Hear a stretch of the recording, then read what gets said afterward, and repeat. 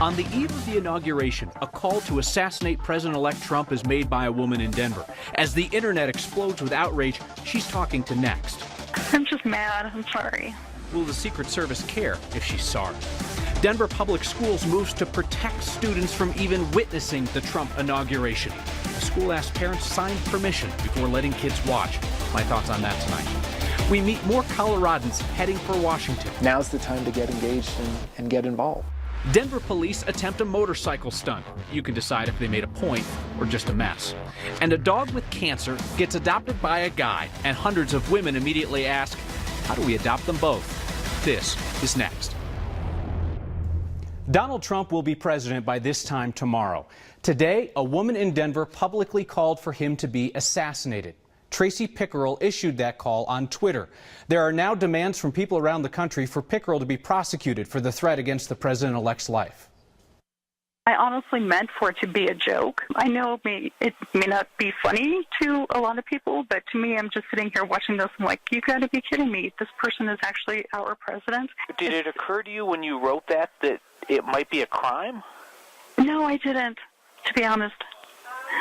And I feel stupid. I honestly didn't know it was. You don't talk about assassinating a president. Like, that's like a line that you never cross. Yeah. I honestly, I'm so mad that he is our president. The way that he speaks to people, the way that he's degraded President Obama, he's unqualified. I'm just mad. I'm sorry. Hillary should be there, not him. A law enforcement source tells our 9 Wants to Know team that Pickerel's online rant does not appear to be a prosecutable offense. The law enforcement source says the threat would need to be direct and intentional, a specific, credible threat to harm the president or president-elect. We'll certainly let you know if we become aware of the Secret Service or prosecutors taking action on this. Denver Public Schools tells Next that it will allow individual school principals to opt out of letting students see tomorrow's inauguration. Lowry Elementary School wants parents to opt their kids in if they want to see the Trump inaugural. We've been given this email sent to staff indicating that if parents want their students to be able to watch, they will first need to send in a signed permission slip. Students without signed slips will be given other work during the inauguration. We're told this is the first time Lowry Elementary has required parental permission to view an inauguration, instead of just encouraging kids to watch. In my view, what Lowry Elementary is doing is incredibly disappointing. It sends a message that political differences are something to be feared or avoided rather than discussed. The inauguration of Donald Trump will make history, whether DPS leaders or Lowry Elementary or parents like it or not. I can't imagine they'll start sending home history textbooks and ask parents to tear out all the pages of history that they'd prefer their kids not see. Schools should let students witness history tomorrow, even if the adults find the election result politically disappointing. President-elect Trump loves himself a good speech, playing off the crowd, reading the reaction of his supporters. Tomorrow, the crowd sitting closest to him will include a lot of Democrats, including Hillary Clinton. And the people most likely to stand and cheer, way off in the distance. Today, I asked NBC News senior political editor Mark Murray if that means that we are going to see and hear a different kind of Trump speech. It is a little bit of a different dynamic, and of course it's a different stage than he's had in the past. You know, when he was on the campaign trail, whether it was for the Republican primary fight or in the general election, it was usually to people who supported him and who were up front and center, who knew all the different slogans, who would chant about that Mexico needs to pay for the wall. And you are right, there are going to be a sizable number of Democrats on stage who did not vote for him, including Hillary Clinton and Bill Clinton, outgoing President Barack Obama, outgoing First Lady Michelle Obama. We also know that the president-elect is somebody who is very conscious of television stagecraft. Do you get the sense that we are going to see a visually different inauguration and parade than we've seen in the past because he has both expertise and interest in that kind of thing? Yeah, as of now, I don't know. What the script, I think, is going to be very familiar, the ones that we've seen for past inaugural addresses and past ceremonies. Of course, as you kind of mentioned, Donald Trump isn't your ordinary president-elect. He had quite an entrance during the Republican convention in Cleveland back in July. And so does he kind of make an entrance that's different than we've seen in the past? I would not be surprised if that's the case. If there's a smoke machine, Mark, I'll buy you a Coke. I'm just saying that would be something You got spectacular. that. All right. NBC News senior political editor Mark Murray, thank you. Thanks. Tonight we continue our series profiling Coloradans going to D.C. for the inauguration, some to cheer, some to protest. They're our neighbors, so we figure that we should understand where they're coming from and why they're going to Washington. The director of Conservation Colorado is taking his whole family to the Women's March on Washington. But first, they sat down with 9 News photojournalist Tom Cole. Zoe, are you upstairs, honey? No, I'm right here. I want them to remember this. So, Sid, you do need to bring the geometry book? I think it was really the groping videotape. And when that came out, and the conversation that my wife and I had about what that meant, and then raising girls in a time when a person who says and does that also is becoming president of the United States. It's not an easy conversation to have with 12 and 14-year-old girls. Do it so the kids can see that it's important to put your actions behind what you say. Okay, so are we done in here, girls? I grew up with a woman, my mother, who taught me to stand up for what I care about and what I believe in. So it sort of feels like a natural extension of that. And men have had plenty of time to run the world and run the country. Let's do a march that women are running and headlining for one day. I think I can do that. I think we can all do that. I mean, I'm just gonna roll it. So I want them to look back on this in 5 years and really in 50 years and say that as this political era dawned in America, that my parents thought it was important enough, we as a family thought it was important enough to be together with hundreds of thousands of other people and stand up for what we think are fundamental American values. Let's take the girls, let's go to Washington.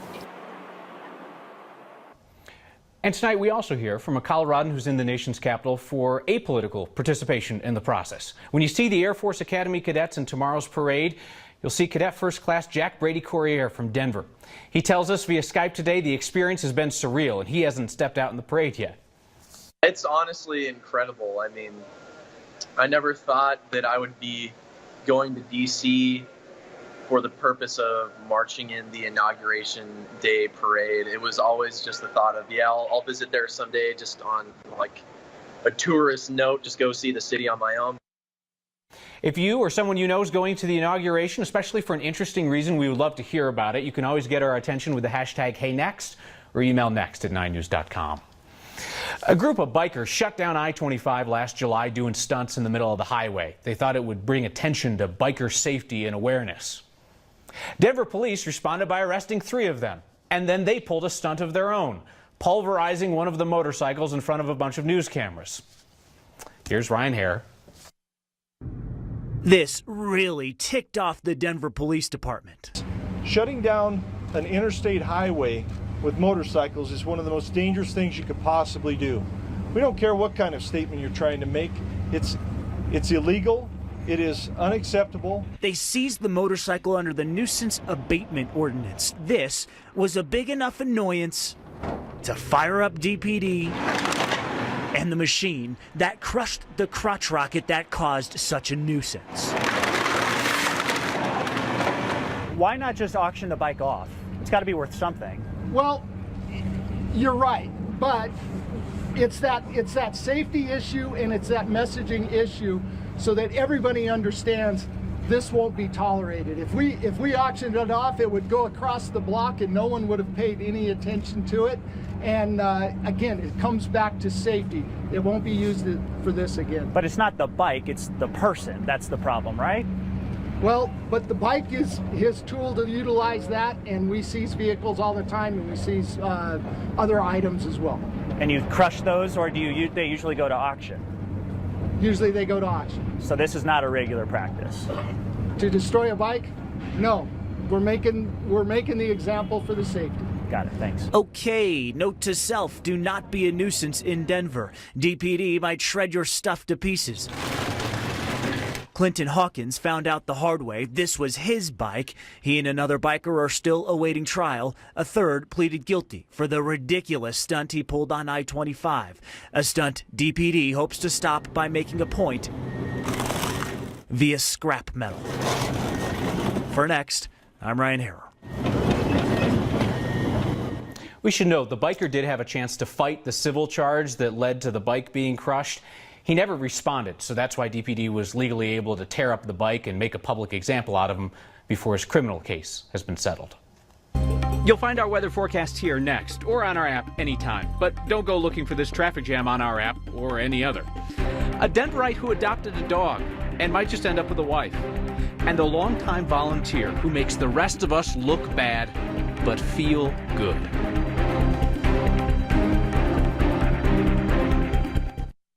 The most Colorado thing we saw today was a high country traffic jam. Heard a pronghorn antelope that shut down Highway 14 just east of Walden. State wildlife workers tell us with all the heavy snow up there, that means more animals will be out on the roads just to get around. So drivers, heads up.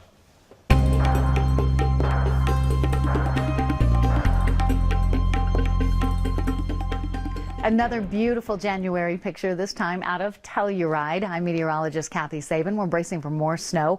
The mountains, the southern mountains, will see the heaviest snow, 10 to 20 inches by midday Sunday. Temperatures today very warm, above average in the mid-50s this afternoon. And the winter weather and travel advisories across the western U.S. now include western Colorado. A winter storm warning goes out for the high country above 9,000 feet for about 5 to 10 inches of snow between Aspen and Steamboat, up to 20 inches across the San Juan and La Garita range. The bullseye for that heaviest snow looks to be Telluride. Wonderful skiing and snow riding conditions heading into the weekend. We're dry in Denver tonight with increasing high clouds. Snow showers likely along the Front Range tomorrow. Less than an inch of accumulation, and some of the snow along the Front Range will mix with rain from time to time. The worst travel will be in and out of the high country on I-70 heading through the midday period. Lows just below freezing in the city tonight. Temperatures seasonal tomorrow in the low 40s. A few snow showers early in the day and then late in the afternoon. A cool and dry weekend forecast, and then we're setting our sights on a stronger storm that could bring accumulating snowfall to us Monday night into Tuesday. There he goes. So I'm pretty sure that there's no argument that Congressman Mike Coffman, Republican of Aurora, would probably prefer if this video did not exist. Him slipping out the back door of a constituent event over the weekend where he was confronted by an angry crowd upset about the possible repeal and replacement of Obamacare. Joined by the 9 News political experts, Kelly Maher on the right, Ian Silveri on the left, to talk about what there may be disagreement over, which is how that scene came to be at Coffman's event over the weekend. Look, things like that don't just spontaneously happen. Clearly, there was organizing going on in the background in order to try to create a political scene. I think that there is an angry, frustrated, very vocal, I would argue minority, Ian would probably argue majority of people who are trying to make their point. The point is that Mike Coffman held a constituent event. Hundreds of people showed up begging to be heard about something that he was going to vote on. The fact is that Republicans in Congress are fast-tracking a repeal of the ACA without a replacement plan. This means 600,000 Coloradans who have gained health insurance since the passage of that law, and 22 million Americans now have an uncertain health care situation for themselves and their families. Can we agree, though, that what we saw over the weekend means that it's going to be less likely that people in Congress, especially Republicans, will engage with constituents? I hope not. I mean, quite frankly, the Republicans in Congress have been living in a bubble. They've talked to themselves and the people who agree with them for a very, very long time and have not heard from people who disagree with them. So the idea of getting people ginned up into an event is not something that is just a province of the left, obviously. I mean, No. Republicans do this too. No, however, I will say that Democrats are better at it? Yes. I will concede. That's your concession? I will that Ian's people are better at it? I will concede that generally people on the left are the ones who show up to rallies and to these types of events. Well, there's a Republican who asked me yesterday, should these town hall meetings be theater or should they be productive discourse? And I asked him, are you asking me as a TV person? Right. Or as a sentient human? Because the fact is, there are people who want to see these confrontations caught on tape. And let's not kid ourselves. In 2009, Republican political operatives from the Americans for Prosperity and Freedom Works and all sorts of paid operative organizations packed the town halls. I think it was called Rock the Town Halls. I think Kelly's right. The progressives are better at organizing real people to go out and talk to their elected officials than conservatives are. But the fact is, quite what she said, the shoe is on the other foot now. Conservatives have gotten to yell about this for a very long time. Now they actually have to do something, and they have absolutely no idea what to do. Ian Silveri, Kelly Maher, we'll leave it there. Thank you both. Thanks, Kyle. I have so much to say. It certainly was a surprise, and yeah, I don't even know what to say about it. All the guy wanted to do was adopt a dog. Now he's fending off marriage proposals and propositions he'd prefer his mother doesn't see. And Dorothy provides our daily dose of perspective on a meaningful life and giving back to our community. Next.